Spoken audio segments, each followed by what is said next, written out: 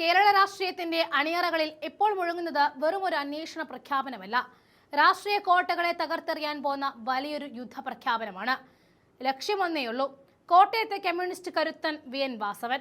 ശബരിമലയിലെ വിശുദ്ധ സ്വർണത്തിൽ കൈവച്ചവരെ നിയമത്തിന് മുന്നിൽ കൊണ്ടുവരാൻ ആഭ്യന്തരമന്ത്രി രമേശ് ചെന്നിത്തല നേരിട്ട് കളത്തിലേക്ക് ഇറങ്ങിക്കഴിഞ്ഞു.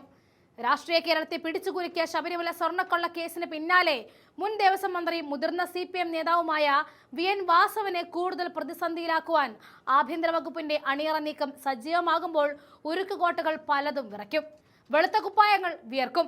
ദേവസ്വം അഴിമതിക്ക് പുറമെ കോട്ടയം ജില്ലയിലെ പഴയ ചില രാഷ്ട്രീയ കൊലപാതകങ്ങളും ദുരൂഹ മരണങ്ങളും പുനരന്വേഷിക്കണമെന്ന ആവശ്യം ശക്തമായതോടെ മുൻ മന്ത്രിക്കെതിരെയുള്ള നീക്കങ്ങൾക്ക് ഇരട്ടി വേഗതയാണ് ഉണ്ടാകുന്നത്.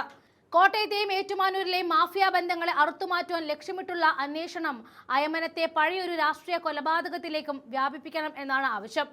മുൻപ് വിവാദമായ സുധീഷ് കുമാറിന്റെ ആദ്യ ഭാര്യയുടെ കൊലപാതക കേസിലേക്കും നീളണമെന്ന ആവശ്യമാണ് പുതിയ UDF സർക്കാരിന് മുന്നിൽ ഉയർന്നിരിക്കുന്നത്.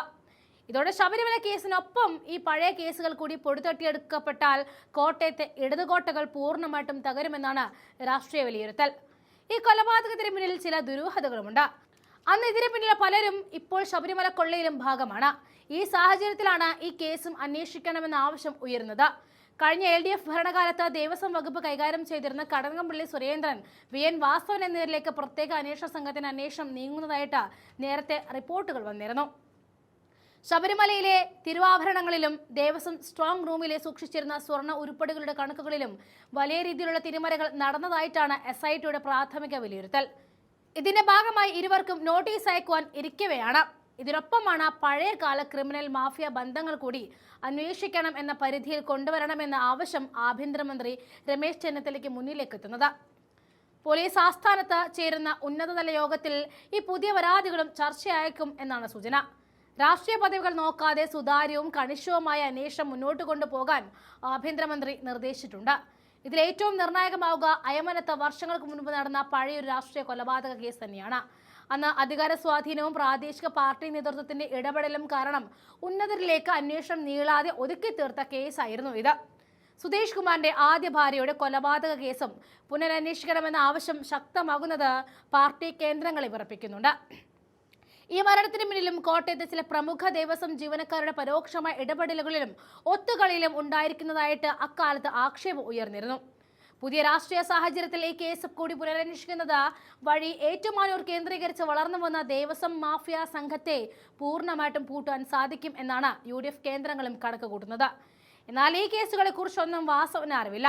ദേവസ്വം മന്ത്രിയായ ശേഷമുള്ള വാസവന്റെ ഇടപെടലുകളായിരിക്കും പരിശോധിക്കുക. അടുത്തിടെ നടന്ന CPM കോട്ടയം ഏരിയ കമ്മിറ്റി യോഗങ്ങളിലെ വി.എൻ. വാസവനെതിരെ പാർട്ടിക്കുള്ളിൽ നിന്ന് തന്നെ കടുത്ത ആഭ്യന്തര വിമർശനം ഉയർന്നു കേട്ടതാണ്.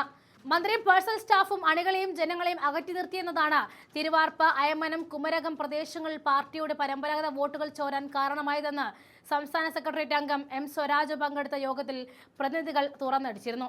പാർട്ടിക്കുള്ളിൽ പുകയുന്ന ഈ ആഭ്യന്തര കലാപത്തിന് തൊട്ടു പിന്നാലെയാണ് ദേവസ്വം സ്വർണ്ണക്കൊള്ളക്കെതിരെയും പഴയ കൊലക്കേസുകളും വാസവനെ ലക്ഷ്യമിട്ട് ആഭ്യന്തര വകുപ്പ് സജീവമാകുന്നത്.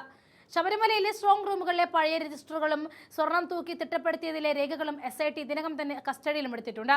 മുൻ ദേവസ്വം മന്ത്രിമാരെ ചോദ്യം ചെയ്യുന്നതിലൂടെ സ്വർണ്ണക്കള്ളക്കടത്തിന്റെ തെളിവുകൾ കൂടി ലഭിക്കും എന്നാണ് പോലീസ് കേന്ദ്രങ്ങൾ സൂചിപ്പിക്കുന്നത്. ഒരു വശത്ത് കോടിക്കണക്കിന് ഭക്തരുടെ വികാരങ്ങളെ വ്രണപ്പെടുത്തിയ സ്വർണ്ണക്കള്ള കേസും മറുവശത്ത് പഴയ ക്രിമിനൽ കേസുകളുടെ പുനരന്വേഷണവും ഒന്നിച്ചു വരുമ്പോൾ വരും ദിവസങ്ങളിൽ കേരള രാഷ്ട്രീയം കൂടുതൽ കലുഷിതമാവും എന്നുറപ്പാണ്.